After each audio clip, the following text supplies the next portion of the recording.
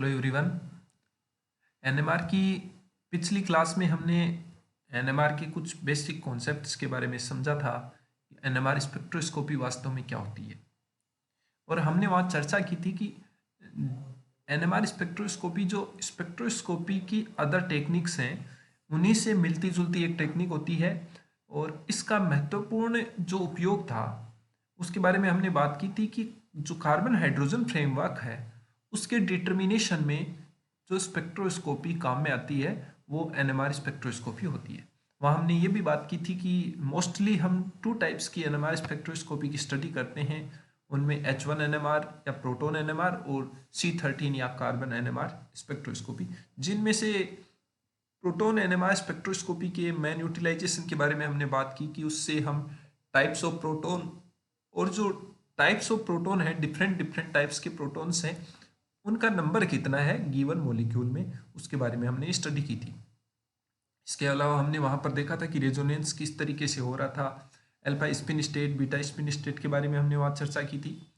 तो आज की जो एनएमआर स्पेक्ट्रोस्कोपी से रिलेटेड हमारी नेक्स्ट क्लास है उसके अंदर हम एनएमआर स्पेक्ट्रोमीटर के बारे में कुछ बेसिक स्टडी यहाँ करेंगे। देखिए, एनएमआर स्पेक्ट्रोमीटर्स का हमने यहाँ एक डायग्राम शो कर रखा है जिसको आप देख रहे होंगे। यहाँ पर एनएमआर स्पेक्ट्रोमीटर हमने शो कर रखा है, उसमें सुपर कंडक्टिंग मैग्नेट के बीच में एक सैंपल ट्यूब है जिसके अंदर जो भी हमारा कंपाउंड होता है उसको हम रखते हैं। नॉर्मली ये हम CdCl3 के अंदर सॉल्वेंट के अंदर डिजोल्व करके इसमें इनपुट करते हैं।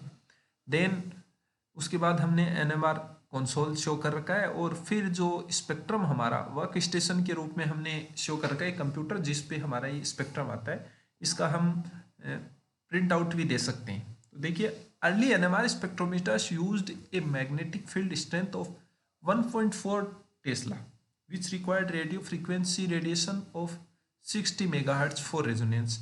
जो पहले एनएमआर स्पेक्ट्रोमीटर्स नॉर्मली हम काम में लेते थे उनके अंदर जो मैग्नेटिक फील्ड स्ट्रेंथ थी वो नियर अबाउट 1.4 टेस्ला काम में आती थी, और उसके हम एवज में बात करें कि जो रेजोनेंस के लिए रेडियो फ्रीक्वेंसी रेडिएशन थी वो 60 मेगाहर्ट्ज की काम में आती थी।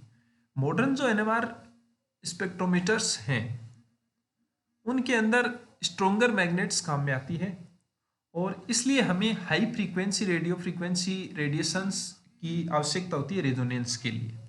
For example, a magnetic field strength of 7.05 Tesla requires a frequency of 300 megahertz for a proton to be in resonance।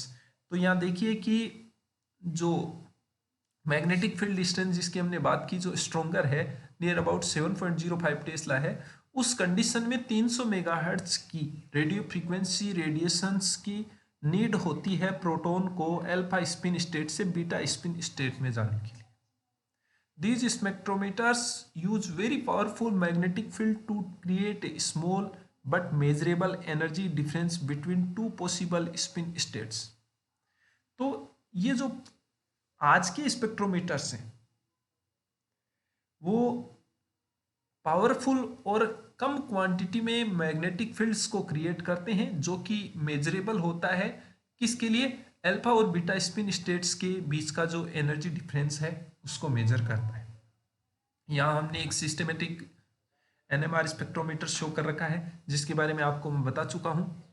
Next हम बात करें तो देखिए, इन NMR spectrometer the sample is dissolved in a solvent usually CdCl3 ड्यूटेरोक्लोरोफॉर्म। जैसा हम पहले ही बात कर चुके हैं कि प्रेजेंट टाइम के जो हमारे स्पेक्ट्रोमीटर्स हैं एनएमआर स्पेक्ट्रोमीटर्स हैं उनमें सैंपल को हम डिजोल्व करते हैं CdCl3 में और उसको मैग्नेटिक फील्ड में प्लेस करते हैं। जैसा हमने यहाँ चर्चा की थी कि यहाँ पर हमारे पास में जो सैंपल ट्यूब है वो यहाँ पर देख रहे हो आप, लाल तीर के निशान से हमने ये कर रखी है और इसको जूम करके इस साइड शो भी कर रखा है। तो इसके अंदर हमारा जो मैग्नेटिक फील्ड है उसके अंदर हमारी जो सैंपल ट्यूब है वो रहती है। A radio frequency generator then irradiates the sample with a short pulse of radiation causing resonance. और उसके बाद में जो रेडियो फ्रीक्वेंसी जनरेटर होता है वो सैंपल को इरेडिएट करता है। एक पल्स होती है रेडिएशंस की जो रेडियो फ्रीक्वेंसी रीजन की होती है, और उससे जो प्रोटॉन्स होते हैं वो रेजोनेंस में आ जाते हैं। अल्फा स्पिन स्टेट से बीटा और बीटा से अल्फा, इस प्रकार वो रेजोनेंस में आ जाते हैं। When the nuclei fall back to their lower energy state, the detector measures the energy released and spectrum is recorded। तो सबसे पहले जब वो रेडियो फ्रीक्वेंसी रेडिएशन का एब्जॉर्प्शन करता है तो वो अल्फा से बीटा स्पिन स्टेट में जाता है। देन आफ्टर वो बीटा स्पिन स्टेट से वापस जब अल्फा स्पिन स्टेट में आता है तो एनर्जी को रिलीज करता है, और उस एनर्जी को रिलीज करता है उसको हम स्पेक्ट्रम की फॉर्म में रिकॉर्ड कर लेते हैं। The superconducting magnets in modern NMR spectrometers have coils that are cooled in liquid helium and conduct electricity with essentially no resistance। बिना किसी रेजिस्टेंस के वो क्या करते हैं, इलेक्ट्रिसिटी को कंडक्ट करते हैं। ये एक इंपॉर्टेंट बात यहाँ पर है। नेक्स्ट हम बात करें कि if all protons absorb at the same frequency in A given magnetic field, the spectra of all compounds would consist of a single absorption, rendering NMR useless for structure determination। Fortunately, however, this is not the case। यदि सारे के सारे protons same frequency पे given magnetic field में absorption करें तो उस case में हमारे पास एक ही तरह का स्पेक्ट्रा आएगा, और हम प्रोटॉन्स में डिफ्रेंशिएट नहीं करेंगे तो वो हमारे लिए एनएमआर कोई काम का नहीं होता है। वास्तव में ऐसा नहीं होता है। और protons do not absorb as the same frequency. Protons, सारे के सारे प्रोटॉन्स सेम फ्रीक्वेंसी पे अब्जॉर्प्शन नहीं करते हैं, क्योंकि सभी प्रोटॉन्स का अपना डिफरेंट इन्वायरमेंट होता है, और जिस तरह का इन्वायरमेंट होता है उसी तरह से प्रोटॉन स्लाइटली डिफरेंट फ्रीक्वेंसी पे अब्जॉर्प्शन करते हैं, जिससे हम एनएमआर स्पेक्ट्रम के थ्रू उनमें डिफ्रेंशिएट कर सकते हैं। नेक्स्ट हम बात करें the frequency eight which a particular proton absorbs is determined it's electronic environment. सभी प्रोटॉन्स का अपना इलेक्ट्रॉनिक इन्वायरमेंट सेम नहीं होता है, जिसके बारे में हम आगे विस्तार से चर्चा भी करेंगे। कोई भी एक कंपाउंड है, जैसे हम बात करें CH3 CH2 CH3, प्रोपेन हमने लिया, एन प्रोपेन लिया, तो यहाँ हम देख रहे हैं कि जो बीच में CH2 प्रोटॉन है वो दोनों CH3 प्रोटॉन से अलग तरह के हैं, और इसलिए ये जो प्रोटॉन्स हैं ये डिफरेंट इन्वायरमेंट में अब्जॉर्प्शन करेंगे कंपेयर टू CH3 प्रोटॉन्स के। Because electrons are moving charged particle, they create a magnetic field opposed to the applied magnetic field। हमें पता है कि जो इलेक्ट्रॉन्स हैं वो मूविंग चार्ज पार्टिकल हैं, और वो क्या जनरेट करते हैं, मैग्नेटिक फील्ड जनरेट करते हैं, जो कि किसके, अप्लाइड मैग्नेटिक फील्ड के क्या होता है, ओपोज होता है। And the size of the magnetic field generated by the electrons around a proton determines where it absorb.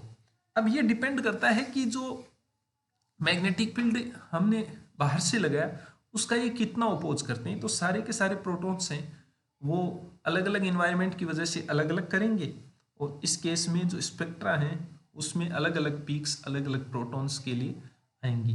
Modern NMR spectrometers use a constant magnetic field strength V0। हम जो modern NMR spectrometers लेते हैं उनमें जो हमारा magnetic field strength होता है वो कांस्टेंट होता है, और जो नैरो रेंज है फ्रीक्वेंसी की जो प्रोटॉन्स के लिए है उसको हम अप्लाई करते हैं तो वो बढ़ती है। और उस केस में जिन प्रोटॉन्स को जैसे जैसे उनका एनर्जी डिफरेंस होगा उतनी रेडियो फ्रीक्वेंसी रेडिएशन से एनर्जी मिलती जाएगी, उसी टाइम वो रेजोनेंस में आएंगे और वो अपनी पीक शो करेंगे। और ऐसे डिफरेंट डिफरेंट प्रोटॉन्स हैं वो डिफरेंट डिफरेंट पीक्स शो करेंगे। अब बात आती है कि क्या सारे के सारे न्यूक्लियाई होते हैं वो एनएमआर स्पेक्ट्रा शो करते हैं? तो ऐसा नहीं होता है। Only nuclei that contain odd mass number और odd atomic number give rise to NMR signals. For example हम बात करें ओड मास नंबर की तो H1 है, C13 है, F19 है, फॉस्फोरस 31 है।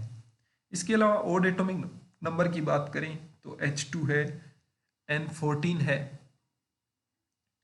ये इनमें ओड एटॉमिक नंबर है, ये एनएमआर स्पेक्ट्रा शो करेंगे। यहाँ बात कर रहे हैं हम कि H1 और C13 है ये लेस अबंडेंट आइसोटोप है,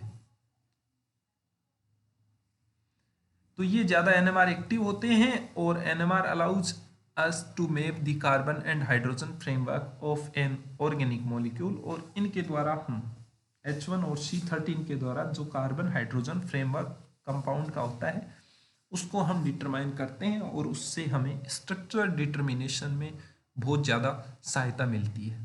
थैंक यू।